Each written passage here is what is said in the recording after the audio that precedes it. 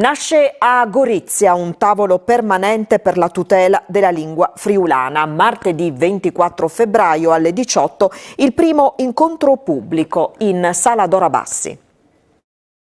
Valorizzare e difendere la lingua friulana è l'obiettivo del tavolo permanente istituito con delibera giuntale dal Comune di Gorizia, che prenderà il via con un primo incontro ufficiale aperto a tutte le associazioni del territorio il prossimo 24 febbraio alle 18 in Sala Dora Bassi. Credo siamo il primo comune nella nostra regione a istituire questo tavolo. Andrà a tutelare la minoranza linguistica friulana, gli usi e costumi del territorio che sono importantissimi. La consulta sarà composta da 11 membri. 2 persone elette in consiglio comunale, uno in maggioranza, uno in minoranza, un componente per ogni ente regionale di riferimento, quindi uno è l'Arlef, uno è l'Aclif e uno della Società Filologica Friulana, e poi ci sono 6 componenti dell'associazione cittadina. La costituzione di questa nuova realtà si è resa necessaria anche per non disperdere la storica presenza e diffusione della Marilenghe in città. Si è molto persa perché dobbiamo tener conto che c'è una grande immigrazione già dal dopoguerra, quindi a parte i quartieri storici si sta perdendo di molto l'uso della lingua friulana.